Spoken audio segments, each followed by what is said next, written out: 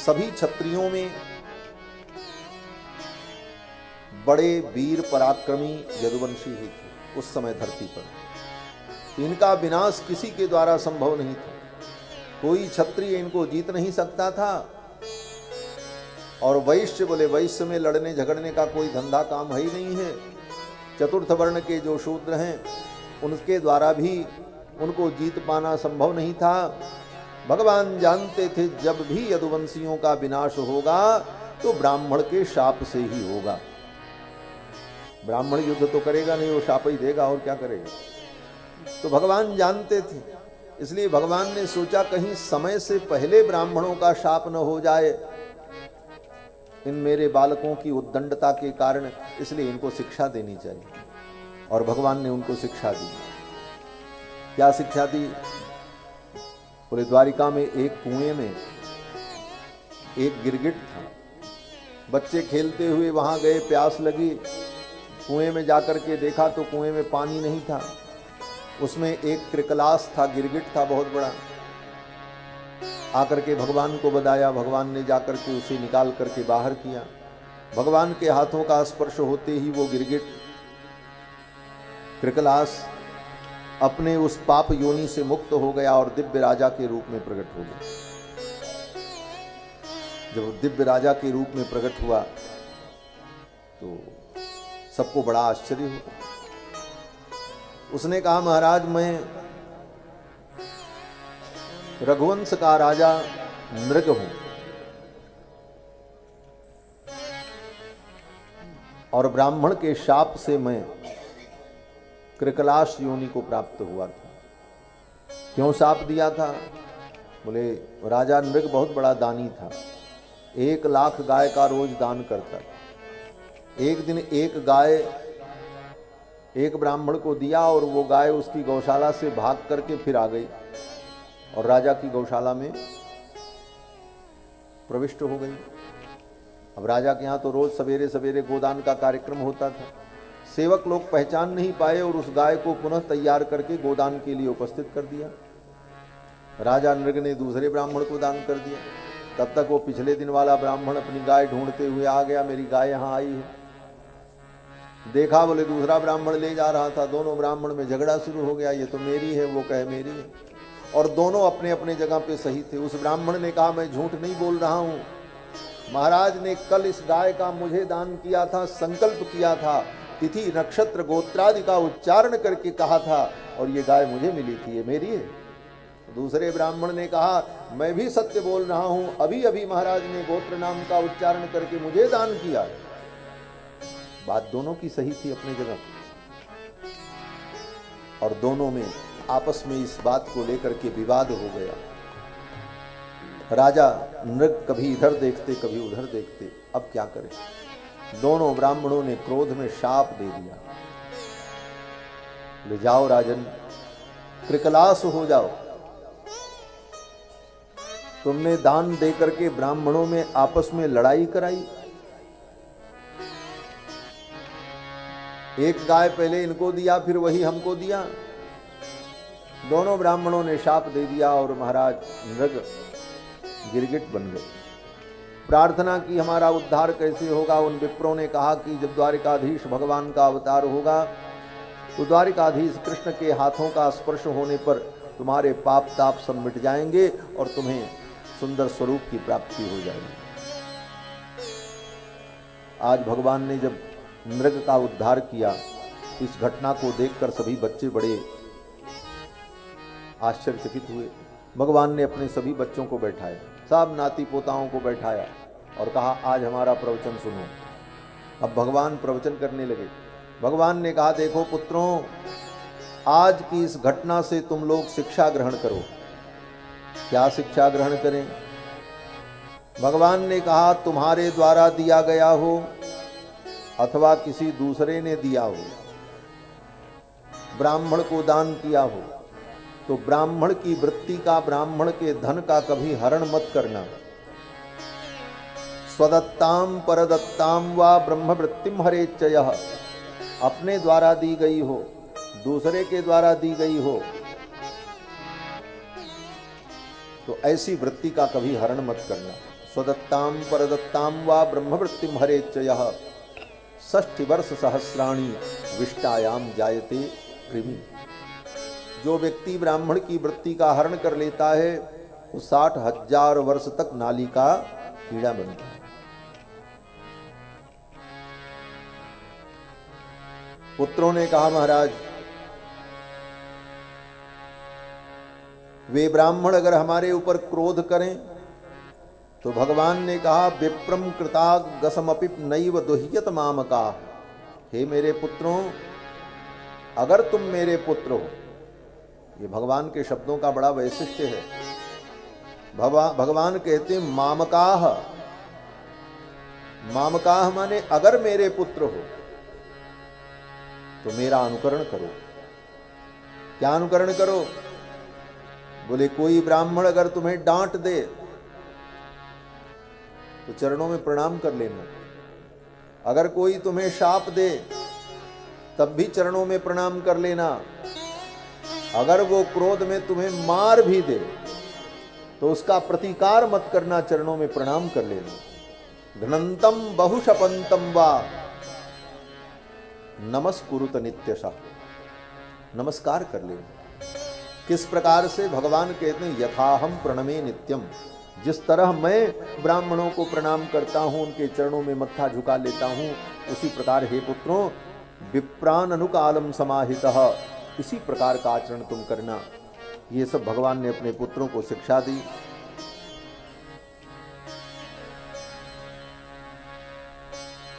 और इसके बाद कथा आती है कि श्री बलराम जी महाराज के मन में हुआ कि चलें वृंदावन घूम के आऊं।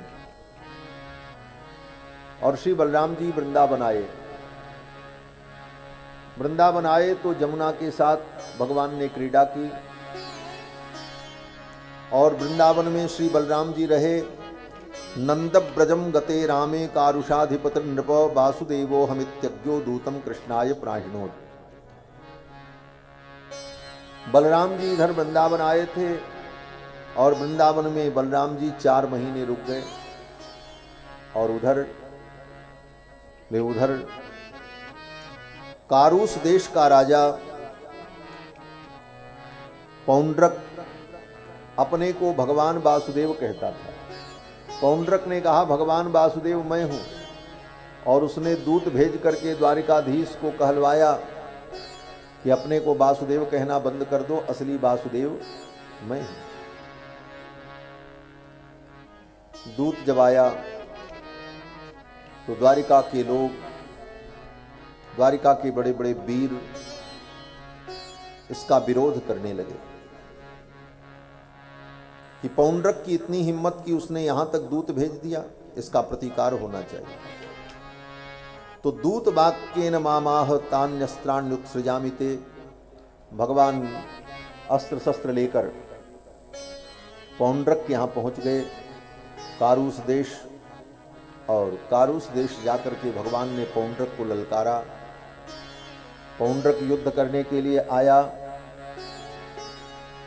भगवान ने कहा पौंड्रक तुमने कहा था कि असली वासुदेव मैं हूं, तुम चक्र धारण करना छोड़ दो, तो लो अब मैं चक्र छोड़ रहा हूं। अगर तुम असली वासुदेव हो तो इस चक्र को तुम संभाल लेना। भगवान ने अपना चक्र छोड़ा और उस चक्र ने पौंड्रक का शिरच्छेद कर दिया। पौंड्रक का भगवान ने वध किया। कारूस नरेश पौंड्रक के तरफ से युद्ध करने के लिए काशी नरेश आए। काशी नरेश को भी भगवान ने मार डाला। काशी नरेश के पुत्रों को जब पता चला तो काशी नरेश के पुत्रों ने बदला लेने के लिए तांत्रिक यज्ञ कराया। कृत्या प्रकट की कि वो कृत्या कृष्ण को मार डाले। और वो कृत्या जब द्वारिका के लिए चल पड़ी, भगवान का सुदर्शन चक्र प्रकट हो गया और सुदर्शन चक्र ने कृत्या का नाश कर दिया। और फिर सुदर्शन चक्र ने संपूर्ण काशी को जला दिया। दग्ध्वा वाराणसीम सर्वाम, भगवान के सुदर्शन चक्र ने संपूर्ण वाराणसी को दग्ध कर दिया। जल करके वाराणसी दग्ध हो गई। भगवान ने अपने चक्र से काशी को चक्रांकित कर दिया। फिर तो काशी केशव की पुरी हो गई, चक्रांकित पुरी हो गई और संसार चक्र से मुक्ति प्रदान करने वाली हो गई। काश्याम मरणान मुक्ति ही। इसके बाद कथा आती है कि श्री बलराम जी ने द्विविद नाम के बानर का वध किया। द्विविद नाम का एक बानर था, ये त्रेता युग का था, राम जी की सेना का सेनापति था। एक दिन भगवान बलराम जी रैवतक पर्वत पर अपनी पत्नियों के साथ रमण कर रहे थे, स्नान कर रहे थे। पता नहीं कहाँ से वो द्विविद बानर वहाँ पहुँच गया और बलराम जी की जो वस्तुएं रखी थी सबको इधर उधर करने लगा। बलराम जी ने उसे डांटा तो बलराम जी को आंख दिखाने लगा। बलराम जी ने एक पत्थर उठा करके उसे मारा कि ये भाग जाए। पत्थर जब उधर से आया तो बानर बड़ा चतुर, उसने अपना सिर ऐसे बगल कर लिया, पत्थर बगल से निकल गया और फिर वो बानर किलकारी मार करके हंसने लगा। बलराम जी को क्रोध आ गया। बलराम जी ने सोचा हमारा निशाना चूक गया, हमने मारा और इसको पत्थर लगा ही नहीं, और वो हंस रहा था। बस तो बलराम जी को क्रोध आया। बलराम जी ने अपना हल मूसल उठाया और उस द्विविद नाम के बानर का वध कर दिया, उसे मार डाला। इसके बाद कथा आती है कि दुर्योधन की बेटी लक्ष्मणा का स्वयंवर हुआ और उस स्वयंवर में भगवान के पुत्र सांब पहुंचे। ये जाम्बवती के पुत्र हैं सांब, और भगवान कृष्ण के सभी पुत्रों में सबसे सुंदर सांब। और सांब को अपनी सुंदरता पर बड़ा गर्व है। सांब के विषय में तो ऐसा वर्णन है कि सांब जहां कहीं जाते तो अपनी सुंदरता का प्रदर्शन करने लग जाते, हम कितने सुंदर हैं। एक बार तो भगवान अपनी पत्नियों के साथ लीला विहार कर रहे थे, कहीं से घूमते घूमते सांब वहां पहुंच गए और वहां भी जाकर के सांब ने अपनी सुंदरता का गर्व किया। और सुंदरता का जब गर्व किया तो भगवान को क्रोध आ गया। भगवान ने अपने पुत्र सांब को शाप दे दिया, जाओ तुम्हारे पूरे शरीर में श्वित्र रोग उत्पन्न हो जाए, पूरा शरीर सफेद हो जाए। बाद में सूर्य भगवान की उपासना से उनके रोग की निवृत्ति हुई। तो सांब बड़े सुंदर हैं। दुर्योधन की बेटी लक्ष्मणा के स्वयंवर में पहुंचे, लक्ष्मणा ने इनका वरण कर लिया। दुर्योधन ने कहा ये वरण हमें स्वीकार नहीं है, कृष्ण की बेटी के साथ मैं कृष्ण के बेटे के साथ मैं अपनी बेटी का विवाह नहीं कर सकता। सांब ने कहा मेरा वरण किया है लक्ष्मणा ने, मैं लक्ष्मणा को ले जाऊंगा। दुर्योधन ने कहा इतनी मजाल, बंदी बना लो इसे। सेवकों ने सांब को बंदी बना लिया। द्वारिका में सूचना गई, भगवान ने कहा अब हम तो जाएंगे नहीं। क्यों? बोले भगवान जानते हैं कि ये दुर्योधन बलराम जी का चेला है। बलराम जी ने दुर्योधन को गदा युद्ध सिखाया था, और मैं अगर जाऊंगा लड़ने के लिए तो बलराम जी को, भैया को बुरा लग जाएगा। फिर तो ये सूचना बलराम जी को दी गई और बलराम जी स्वयं गए, और बलराम जी ने जाकर के सूचना दी कि मेरे भतीजे को और मेरी बहू को आदर पूर्वक विदा कर दो। दुर्योधन ने सेवकों से कहा यदुवंश के क्षत्रियों की ये मजाल कि अब उनका विवाह संबंध हमारे कुल में होगा। हम कौरव वंशी श्रेष्ठ हैं, यदुवंशियों के सामने, हमारे सामने यदुवंशी क्या हैं? और इन जूतियों की इतनी हिम्मत हो गई कि ये सिर चढ़ करके बोल रही हैं। ये बात बलराम जी को आकर के सेवकों ने बता दिया।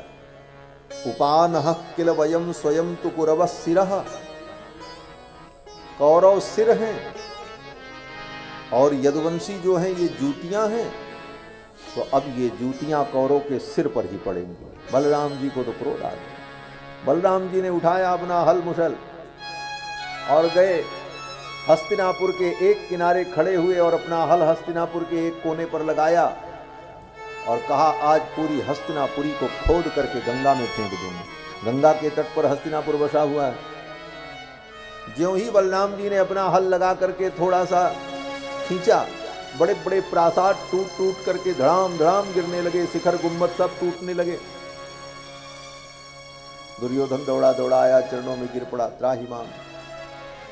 गुरुदेव आप अपने शिष्य का ही नाश करना चाहते हैं। बलराम जी ने कहा जब शिष्य गुरु के खानदान का नाश करना चाहे तो ऐसे शिष्य का नाश कर देना चाहिए। बलराम जी ने कहा मैं तुम्हारा सर्वनाश कर दूंगा, तुम्हारी हस्तिनापुरी को मटिया मेट कर दूंगा। दुर्योधन ने कहा महाराज क्षमा करें, मैं अभी बेटी को विदा करता हूं। बोले तब ठीक है। फिर तो बलराम जी शांत हो गए और दुर्योधन ने अपनी बेटी लक्ष्मणा को और अपने दामाद सांब को सानंद विदा कर दिया। इस प्रकार भगवान के पुत्र सांब का विवाह हुआ। अनेक कथाएं श्री सुखदेव जी ने राजा परीक्षित को सुनाई हैं। भगवान द्वारिका में रहकर अपने परिवार के साथ क्या क्या करते हैं, उनकी कैसी दिनचर्या है, इस सब का वर्णन। एक दिन नारद जी द्वारिकापुरी आए घूमने के लिए और नारद जी ने सोचा चलो देखें भगवान अपनी पत्नियों के साथ कैसे रहते। तो जिस जिस पत्नी के महल में भगवान नारद जी गए वहाँ पर भगवान को कुछ न कुछ करते हुए पाया। रुक्मिणी के महल में गए तो क्या देखते हैं, बोले रुक्मिणी के साथ बैठ करके भगवान अग्निहोत्र कर रहे थे। अग्नये स्वाहा, प्रजापतये स्वाहा, इंद्राय स्वाहा। सत्यभामा जी के महल में गए तो देखते क्या है, ब्राह्मणों की पंक्ति बैठी हुई है, भंडारा चल रहा है। सत्यभामा जी पूड़ी मालपुआ ला करके दे रही हैं, भगवान परोस परोस करके ब्राह्मणों को खिला रहे हैं। वहाँ से नारद जी चले जाम्बवती के महल में पहुँचे तो क्या देखते हैं, बोले ब्राह्मण संत महात्मा खड़े हैं और जाम्बवती अपने हाथ में पात्र में स्वर्ण मुद्राएं ली हुई हैं और भगवान अपने दोनों हाथों से निकाल निकाल करके दान कर रहे हैं। कालिंदी के महल में पहुंचे तो क्या देखते हैं, बोले कालिंदी के साथ बैठ करके भगवान चौसर खेल रहे हैं। अन्य पत्नियों के महल में भी नारद जी गए, जहां गए भगवान को कुछ कुछ न करते हुए पाया। कहीं कुछ कर रहे हैं भगवान, कहीं कुछ कर रहे हैं। सभी पत्नियों के घर में एक काल में भगवान विद्यमान रहते। इसलिए कभी किसी पत्नी को यह अनुभव नहीं हुआ कि भगवान मुझसे दूर है। अनेक रूप रूपाय विष्णवे प्रभु विष्णवे, अनेक रूप धारण करके भगवान ऐसी लीला करते हैं। इसके बाद कथा आती है कि उसी समय महाराज युधिष्ठिर राजसूय यज्ञ करना चाहते थे। सूचना आई कि राजसूय यज्ञ में आपका क्या सहयोग होगा। उद्धव जी ने बताया तो भगवान ने कहा ठीक है। भगवान पहुंचे और भगवान ने कहा कि राजसूय यज्ञ तो तब सफल होगा जब सभी राजाओं को अपने अनुकूल कर लिया जाए। सब राजा तो महाराज युधिष्ठिर के अनुकूल हो गए थे, लेकिन जरासंध अनुकूल नहीं हुआ। भगवान ने कहा कि चारों भाइयों को चारों दिशाओं में भेजो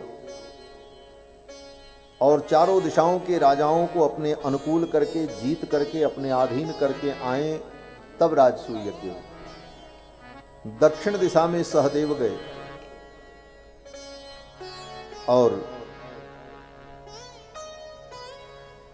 पूर्व दिशा में भीम गए, पश्चिम दिशा में नकुल को भेजा गया। इस प्रकार चारों दिशाओं में भीम, अर्जुन, नकुल, सहदेव चारों भाइयों ने जाकर के सभी राजाओं को जीतकर अपने अनुकूल कर लिया, लेकिन जरासंध को कोई जीत नहीं पाया। तो भगवान ने कहा पहले जरासंध पर भी विजय प्राप्त हो जाए तब राजसूय यज्ञ हो। जरासंध पर विजय प्राप्त करने के लिए भगवान अर्जुन को लेकर, भीम को लेकर जरासंध के यहाँ पहुंचे। तीनों ने ब्राह्मण का वेश बनाया। जरासंध बहुत बड़ा ब्राह्मण भक्त था। ब्राह्मण अगर कुछ मांग लें तो वो कभी ना नहीं करता था। इसीलिए भगवान ने ब्राह्मण का वेश बनाया। अर्जुन से भी कहा ब्राह्मण वेश बना लो। तीनों ब्राह्मण वेश बना करके पहुंचे और राजा ने स्वागत किया जरासंध ने। जरासंध ने कहा मैं आपकी क्या सेवा करूं? ददामि भिक्षितम तेभ्य आत्मानमपि दुस्त्यजम। आप जो मांगोगे मैं आपको दूंगा। तो भगवान ने कहा हम आपसे सोना चांदी वस्त्र अन्न आभूषण लेने नहीं आए। अगर आप हमें भिक्षा देना चाहते हैं तो द्वंद्व युद्ध की भिक्षा दीजिए। आप हमारे साथ द्वंद्व युद्ध करें। जरासंध ने देखा भगवान कृष्ण की ओर, ब्राह्मण तो कभी युद्ध की इच्छा नहीं करता। इसका मतलब ये नकली ब्राह्मण है, असली ब्राह्मण नहीं। ब्राह्मण कभी युद्ध की कामना करता ही नहीं। ब्राह्मण तो स्वाध्याय प्रवचन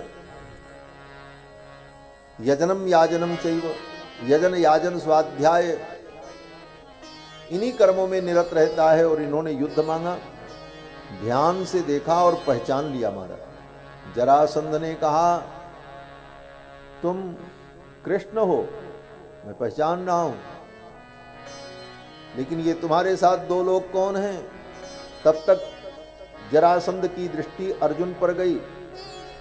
अर्जुन के हाथों को देखा। अर्जुन के दाहिने हाथ के अंगूठे में गट्ठे पड़ गए थे। अर्जुन इतने बड़े वीर थे, बाण चलाते चलाते बाण को खींचते खींचते ये हाथ में काला काला धब्बा बना हुआ। जरासंध पहचान गया। जरासंध ने कहा तुम कृष्ण हो और ये तुम्हारे सखा अर्जुन है। और ये अगर अर्जुन है तो ये बचा हुआ व्यक्ति जो है ये भीम है और कोई नहीं। तीनों को पहचान लिया। लेकिन कोई बात नहीं, ब्राह्मण के वेश में आए हो तो मैं अनादर नहीं करूंगा। ब्राह्मण का वेश है इसलिए उस वेश का मैं आदर करता हूं और मैं युद्ध करने को तैयार हूं, लेकिन तुम्हारे साथ युद्ध नहीं करूंगा। तुम भगोड़े, युद्ध छोड़ करके भागने वाले, तुम्हारे जैसे कायर के साथ मैं युद्ध करूंगा। जरासंध ने कहा नहीं, तुम तो मेरे साथ युद्ध करने के योग्य ही नहीं। और ये अर्जुन, बोले ये अर्जुन बृहन्नला जो इतने दिनों तक नपुंसक के रूप में रहकर मृदंग और तबला हारमोनियम बजाकर संगीत सिखाता था, ऐसे बृहन्नला के साथ मैं युद्ध करूं? हाँ, भीम के अंदर कोई ताकत है, भीम से मैं युद्ध करूं।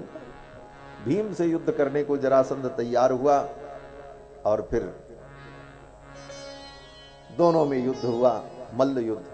स्वयं जरासंध ने लाकर के भीतर से एक गदा भीम को दी, बोले लो, और एक गदा अपने हाथ में ली और कहा आओ।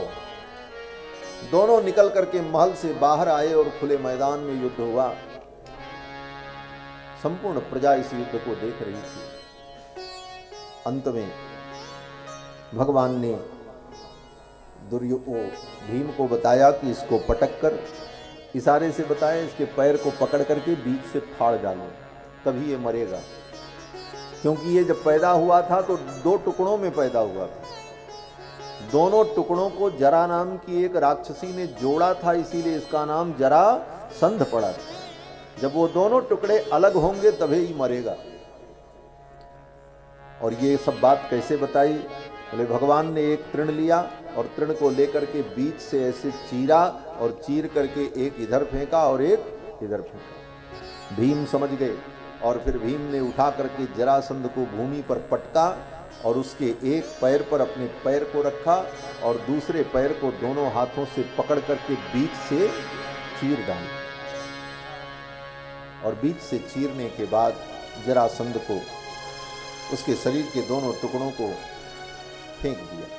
एकम पादम पदाक्रम्य दोर्भ्याम अन्यम प्रगृह्य सह गुदत पाटयामास, बीच से ही फाड़ दिया और फाड़ करके फेंक दिया। और फिर जरासंध के मर जाने के बाद जरासंध का पुत्र सहदेव, उसी को राज सिंहासन पर बैठा करके भगवान ने अभिषेक कर दिया। दुष्ट राजाओं को भगवान ने मारा, लेकिन ये नहीं कि मारने के बाद उनका राज्य कब्जा कर लें। उसी के पुत्र को, योग्य व्यक्ति को वहां बैठा करके वहां की व्यवस्था सौंप। इसके बाद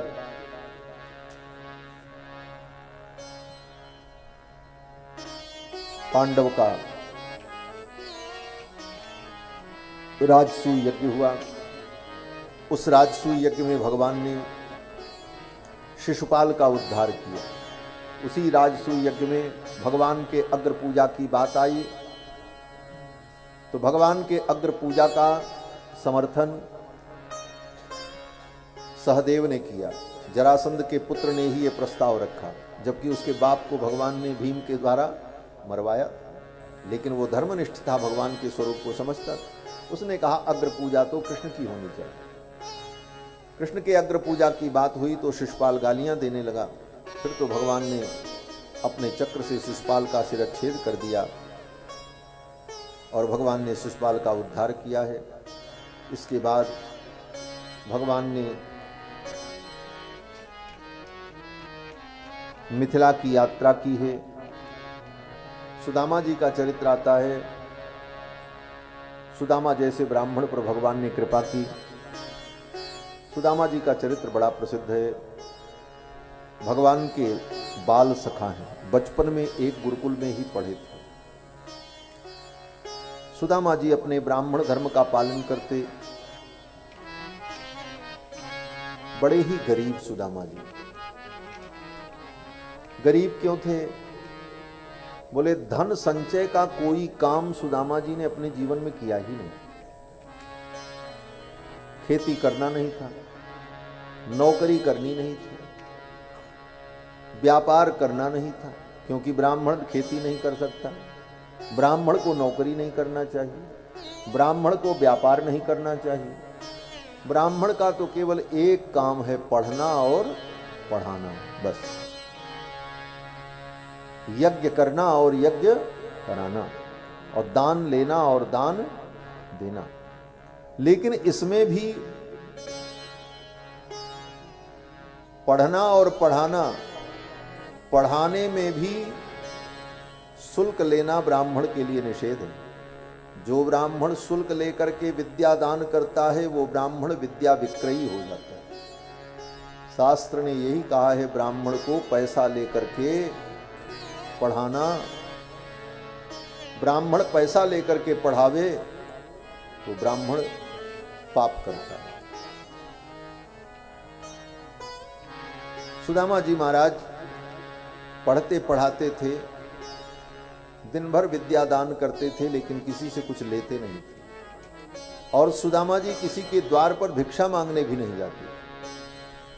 अयाचक ब्राह्मण थे। जो ब्राह्मण खेती भी न करे, व्यापार भी न करे, नौकरी भी न करे, विद्यादान के बदले में कोई धन न ले, और धन के लोभ से किसी के घर पूजा पाठ अनुष्ठान कराने भी न जाए, और इसके बाद भी वो भिक्षा भी न मांगे, ऐसा ब्राह्मण कहाँ हो? ऐसे सुदामा जी। तब जीवन कैसे चलता था? बोले बिना मांगे अपनी श्रद्धा से कोई ला करके कुछ दे करके चला जाए तो उसे स्वीकार कर। ऐसी पवित्र वृत्ति थी महाराज सुदामा जी की। इसलिए सुदामा जी के यहां कभी धन रहा ही नहीं। ऐसे व्यक्ति के पास धन कहां रहे? फिर तो सुदामा जी की पत्नी ने एक दिन कहा कि आप द्वारिकाधीश के यहां चले जाओ, आपके मित्र हैं, उनकी कृपा हो जाएगी। आपको धन की जरूरत नहीं है और मुझे भी जरूरत नहीं है, परंतु ये छोटे छोटे बालक भूख से जब रोते हैं, इनको मैं खाने की वस्तु नहीं दे पाती हूं तो हृदय में पीड़ा होती है। इन बच्चों की भूख हमसे देखी नहीं जाती। मैं मां हूं, मैं कैसे सहन करूं? इसलिए हे नाथ, आप द्वारिका जाओ, द्वारिकाधीश का दर्शन करके आओ, उनकी कृपा होगी। बार बार पत्नी के कहने पर सुदामा जी जाने को तैयार हुए। बोले खाली हाथ कैसे जाएं? मित्र के घर खाली हाथ कैसे जाएं? कुछ तो लेकर के जाना चाहिए। घर में कुछ था नहीं।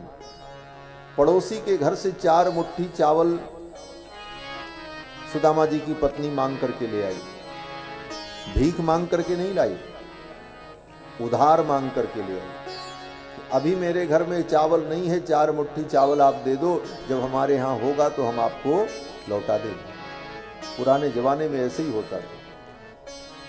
महाराज, गांव से बहुत दूर चक्की होती थी आटा पीसने के लिए, गेहूं पीसने के लिए। तो रात में आटा खत्म हो गया, दिन में देखा नहीं, बोले कहाँ मिले, बोले बगल वाले के यहाँ से मांग लाओ, कल अपना पीस करके आएगा तो उनके यहाँ पहुँचा देगा। ये सब व्यवस्थाएं थी भारत में। महाराज, सुदामा जी की पत्नी 4 मुट्ठी चावल मांग करके लाई, सुदामा जी को दिया। सुदामा जी द्वारिका आए। भगवान ने सुदामा जी का बड़ा भव्य स्वागत किया। सुदामा जी आए हैं सुन करके भगवान दौड़ते हुए आए, नंगे पांव भगवान के चरणों में प्रणाम, सुदामा जी के चरणों में प्रणाम किया और सुदामा जी को आदर पूर्वक लेकर के गए, अपने पलंग पर बैठा गया। रुक्मिणी जी के महल में, अपने निज महल में अपने पलंग पर सुदामा जी को विराजमान किया। यह देखकर रुक्मिणी जी को बड़ा आश्चर्य हुआ। किमनेन कृतम पुण्यम अवधूतेन भिक्षुणा, इस भिखारी ने कौन सा पुण्य किया था कि द्वारिकाधीश अपने पर्यंक पर इसको बैठा है। और फिर भगवान सुदामा जी के चरणों में बैठकर सुदामा जी का चरण धोने लगे। भगवान ब्रह्मण्य देव, नमो ब्रह्मण्य देवाय गो ब्राह्मण हिताय च, जगत हिताय कृष्णाय गोविंदाय नमो नमः। जो ब्राह्मण को अपना देवता मानते, जो ब्राह्मण को अपना देवता माने वो कौन, बोले ब्रह्मण्य देव। इसीलिए भगवान का एक नाम ब्रह्मण्य देव। भगवान ने सुदामा जी के चरणों को धोया। रुक्मिणी जी को ये सब देख करके बड़ा आश्चर्य हो रहा था। कहां से ला करके इस गंदे मैले कुचैले व्यक्ति को मेरे बिस्तर पर बैठा दिया। इसके पांव में पादुका भी नहीं, नंगे पांव, फटी बेवाए, गंदे पैर, और शरीर पर जो वस्त्र है वो भी इतना गंदा, वो भी फटा हुआ। ऐसे सुदामा को, विप्र को भगवान ने अपने पलंग पर बैठाया तो रुक्मिणी जी को अच्छा नहीं लगा। रुक्मिणी जी नाक से कोड़ने लगी।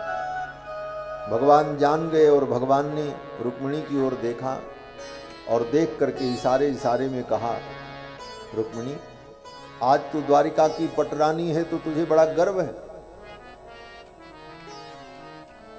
लेकिन तुझे ये पता नहीं है कि द्वारिका की पटरानी तू कैसे बनी है। एक ब्राह्मण ने तेरा पत्र ला करके मुझे दिया था। तेरे भाई को पता चल जाता तो उस ब्राह्मण के टुकड़े टुकड़े हो जाते, लेकिन उस ब्राह्मण ने अपनी जान की बाजी लगा करके तुम्हारा संदेश मुझ तक पहुंचाया, तब तुम आज द्वारिका की पटरानी हो, नहीं तो द्वारिका की नौकरानी भी नहीं हो सकती। एक ब्राह्मण की कृपा का यह प्रसाद है, और आज एक ब्राह्मण के चरणों की मैं पूजा कर रहा हूं, तो तुम्हें द्वारिका की पटरानी होने का गर्व है।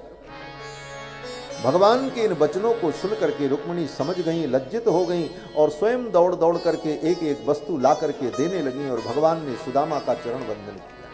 ये सनातन धर्म है। भगवान भी ऐसे विद्वान तपस्वी ब्राह्मणों का समादर करते। फिर तो सुदामा जी बड़े प्रसन्न हुए। भगवान ने पूछा, मित्र, विवाह के बाद, वो घर गुरुकुल से जाने के बाद आपका विवाह हुआ? सुदामा जी ने कहा, हाँ भैया, विवाह तो हो गया, पुत्र संतान भी हैं। भगवान ने पूछा, पत्नी अनुकूल है? ये प्रश्न पूछा है भगवान ने सुदामा जी। क्यों? बोले, ब्राह्मण विद्वान की पत्नी अगर प्रतिकूल हो जाए तो उसका जीवन तो फिर नरक हो जाएगा। इसलिए भगवान ने पूछा, भार योढ़ा सदृशी नवा, आपकी भार्या आपके सदृश अनुकूल तो है?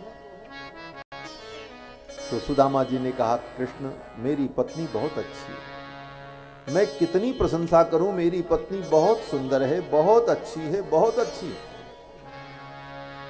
अब तो जितने लोग वहां थे सब लोग सुदामा को देख रहे थे। इस बूढ़े ब्राह्मण को देखो, शरीर की एक एक धमनियां दिखाई पड़ रही हैं और शरीर में चलने का दम नहीं है, और इस अवस्था में भी अपनी पत्नी की इतनी प्रशंसा कर रहा, मेरी पत्नी बड़ी अच्छी है, मेरी पत्नी बड़ी अच्छी है। लेकिन सुदामा जी बार बार ये बात क्यों कह रहे थे? सुदामा जी ने कहा मेरी पत्नी बहुत अच्छी है, बहुत ही अच्छी है। क्यों? सुदामा जी ने कहा मैं तो जीवन में कभी हे गोविंद तुम्हारे चरणों में ना आ पाता, मैं तो संकोच के कारण, लज्जा के कारण कभी आपके चरणों में ना आ पाता, लेकिन मेरी पत्नी ने ही बार बार मुझे कह करके आपके चरणों में भेजा है, इसलिए बहुत अच्छा। आज उसी के कारण मैं आपके चरणों का दर्शन कर पा रहा हूं, मेरी पत्नी बहुत अच्छी है। फिर तो भगवान ने सुदामा जी को सुंदर भोजन कराया, सम्मान किया, बहुमान किया। फिर सुदामा जी जो 4 मुट्ठी चावल लाए थे,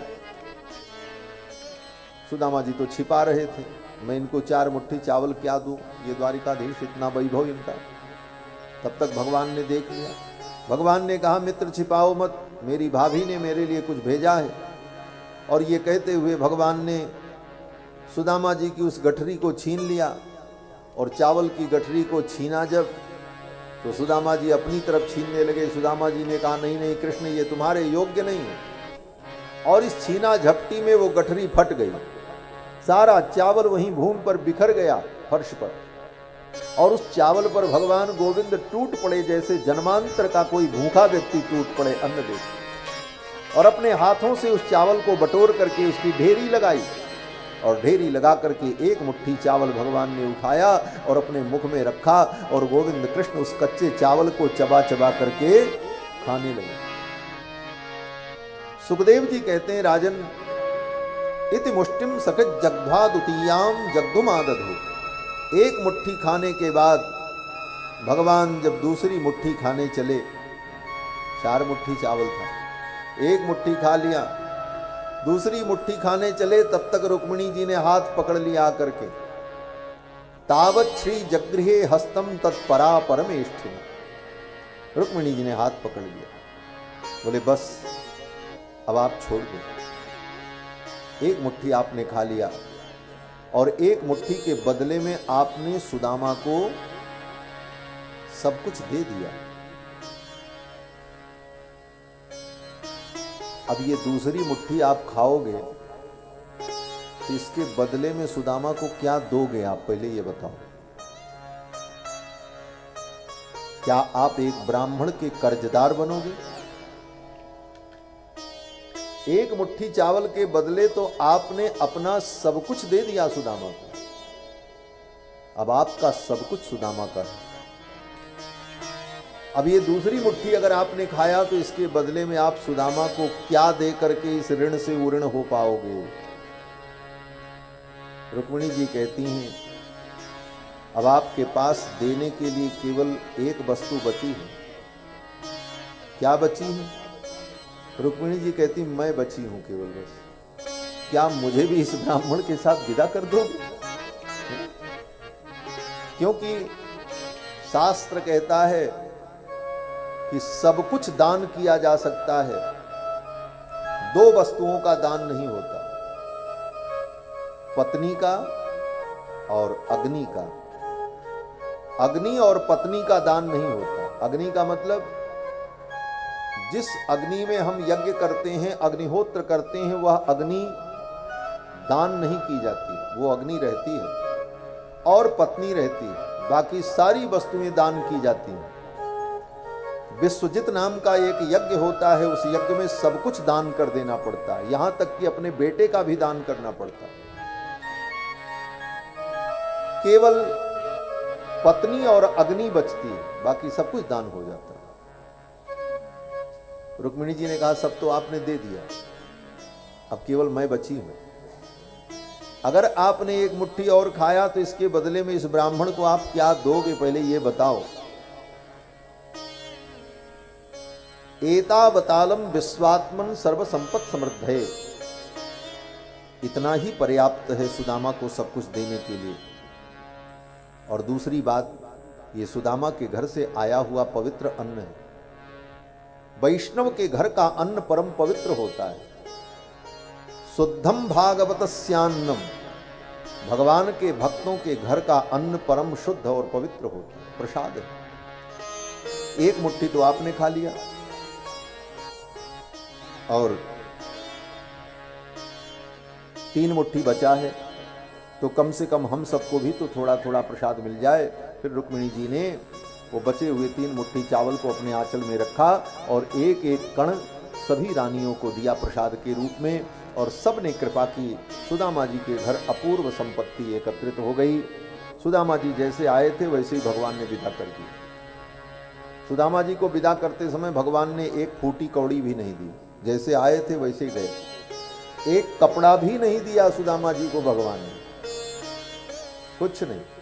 सम्मान दिया, प्रेम दिया, स्नेह दिया, आदर किया, द्वार तक पहुंचाने गए भगवान, लेकिन सुदामा जी को अपने हाथ से एक फूटी कौड़ी भी उठा करके भगवान ने नहीं।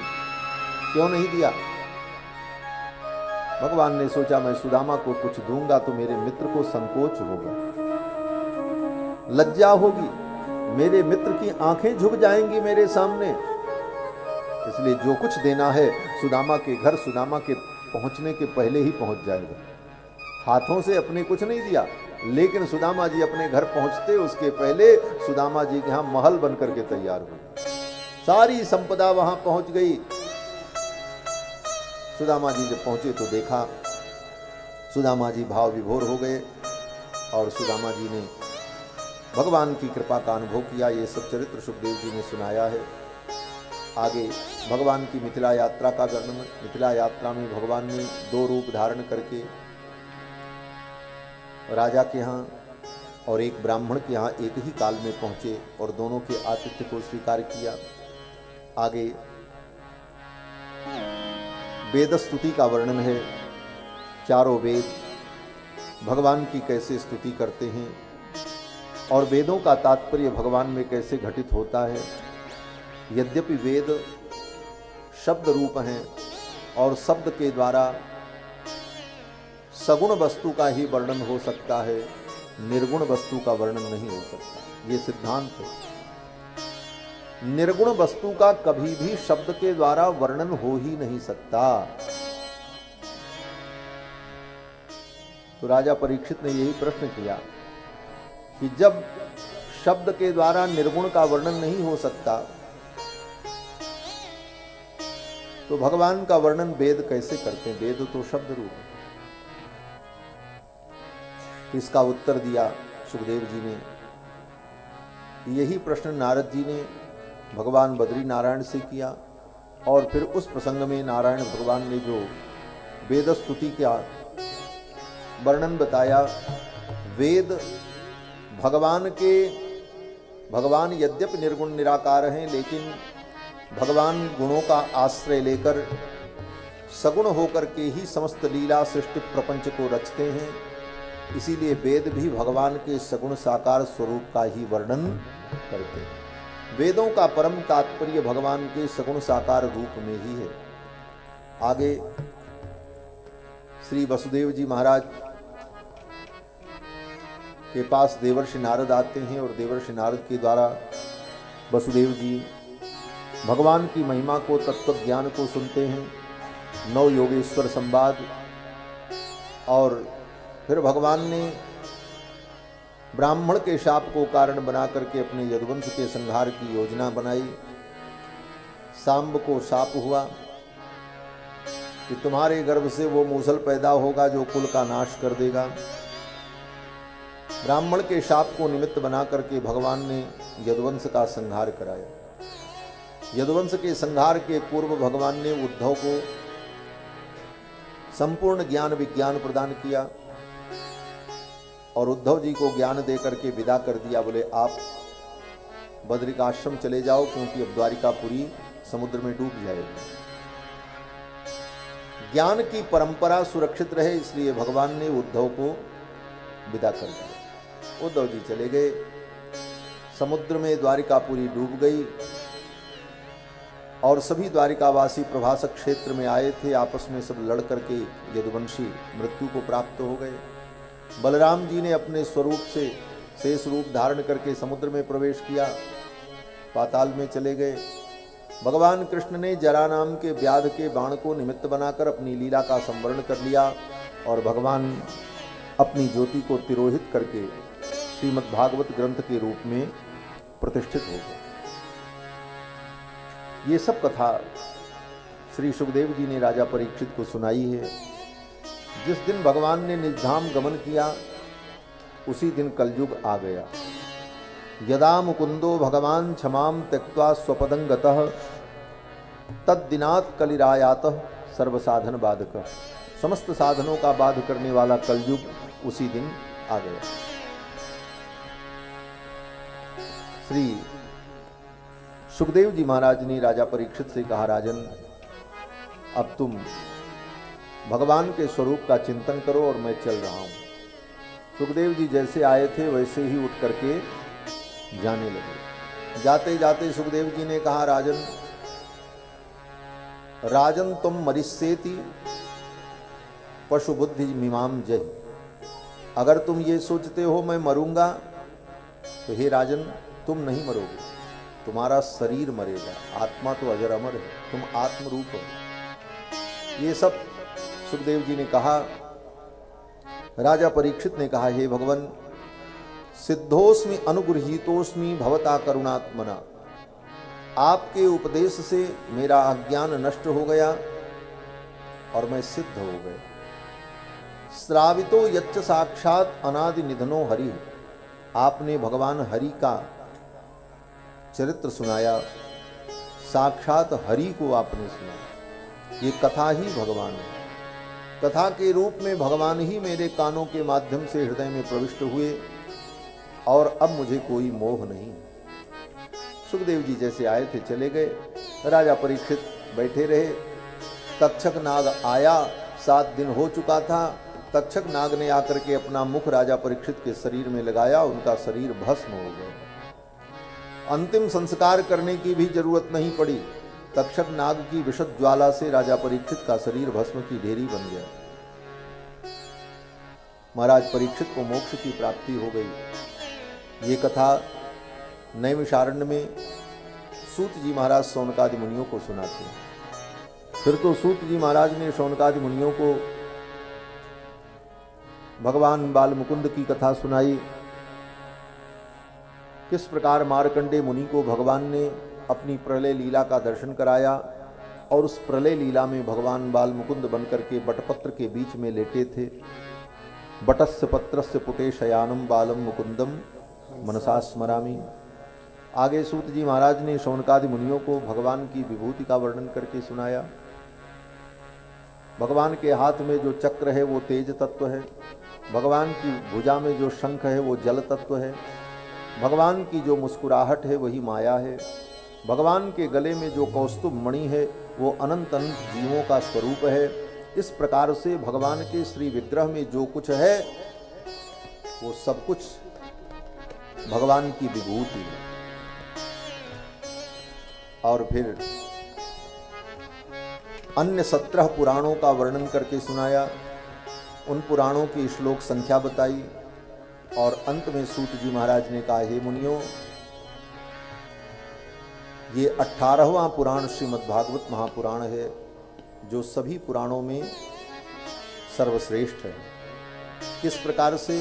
बोले जैसे नदियों में गंगा श्रेष्ठ है। जिस तरह वैष्णवों में भगवान शिव श्रेष्ठ हैं, उसी प्रकार 18 पुराण में ये श्रीमद् भागवत महापुराण परम श्रेष्ठ पुराण है। इस ज्ञान की एक परंपरा है। क्या परंपरा है? बोले इस ज्ञान को भगवान ने ब्रह्मा को दिया। ब्राह्म कल्प में भगवान ने ब्रह्मा को भागवत तत्व का उपदेश किया। फिर ब्रह्मा जी ने नारद जी को ये उपदेश किया। नारद जी ने ये ज्ञान वेदव्यास जी को दिया और वेदव्यास जी ने ये ज्ञान सुखदेव जी को प्रदान किया। और सुखदेव जी ने जब राजा परीक्षित को कथा सुनाई उसी समय इस कथा को मैंने सुना और मैंने आप सब लोगों को सुनाया। सूत जी कहते हैं, हे मुनियों, ये कथा की परंपरा है। इस परंपरा से ये ज्ञान हजारों वर्षों से चला आया। अंत में सूत जी कहते हैं, हे मुनियों, वे परम सत्य जो परमात्मा हैं, उनके चरणों में अपने मन को, चित्त को लगाना, यही समस्त शास्त्रों का परम तात्पर्य है। और भगवान से यही प्रार्थना करनी चाहिए कि कर्मों के अनुसार हमारा कहीं भी जन्म हो, हम किसी भी जोनी में जाएं, लेकिन भगवान के चरणों की भक्ति बनी रहे। यही भगवान से प्रार्थना करनी चाहिए। भवे भवे यथा भक्ति पादयोस तव जायते, तथा कुरुस्व देवेश नाथस्तन्नो यतः प्रभु। हे भगवान, ऐसी कृपा करो जहाँ कहीं हमारा जन्म हो, आपके चरणों की भक्ति बनी रहे। और अंत में सूत जी कहते हैं, नाम संकीर्तनम यस्य सर्व पाप प्रणाशनम। भगवान का नाम संकीर्तन समस्त पापों का नाश करने वाला है। प्रणामो दुख समनः, भगवान को प्रणाम करने पर सारे दुख का समन हो जाता है। ऐसे भगवान श्री हरि को हम प्रणाम करते हैं। हरये नमः, हरये नमः, हरये नमः। ये कहकर सूत जी ने अपनी वाणी को विराम दिया है। भागवत के अंतिम श्लोक में यही प्रार्थना की गई, हमारा कहीं भी जन्म हो, किसी भी जोनी में हम जाएं, भगवान के चरणों की भक्ति मिले। और दूसरी बात, भगवान का नाम संकीर्तन सभी पापों का नाश करने वाला है, इसलिए मुख से हम सदा भगवान का नाम संकीर्तन करें। और भगवान के चरणों में प्रणाम करने पर सारे दुख की निवृत्ति हो जाती है, इसलिए बार बार गोविंद के चरणों में हम प्रणाम निवेदन करें। यही भागवत का अंतिम सिद्धांत है। और यही भागवत में अंतिम वाक्यों में सूत जी ने शौनकादि मुनियों को बताया है। तो भागवत के अंतिम ये 2 श्लोकों का उच्चारण हम लोग भी करके प्रार्थना करें और फिर भागवत जी को विराम देंगे। तो आप सभी लोग सीधे होकर के बैठ जाएं,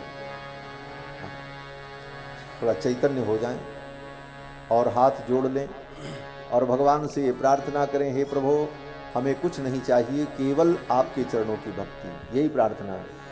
और वो श्लोक में मैं बोलूँगा और आप साथ साथ बोलेंगे।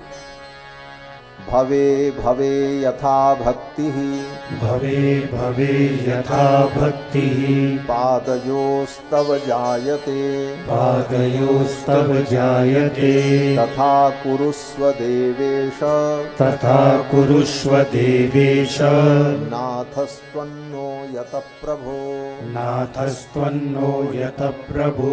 नाम संकीर्तनं यस्य, नाम संकीर्तनं यस्य, सर्वपाप प्रणाशनम्, सर्वपाप प्रणाशनम्, प्रणामो दुःख समनः, प्रणामो दुःख समनः, तं नमामि हरिं परम्, तं नमामि हरिं परम्। हरये नमः, हरये नमः, हरये नमः, हरये नमः, हरये नमः, हरये नमः। बोलो श्री वृंदावन बिहारी लाल की जय, राधा माधव भगवान की जय, श्री सुखदेव जी महाराज की जय, श्री वेद व्यास भगवान की जय, श्री भाष्यकार रामानुज स्वामी जी महाराज की जय, सब संतन की जय, सब भक्तन की जय, सत्य सनातन धर्म की जय, अखंड भारत वर्ष की जय। जय जय श्री श्री राधे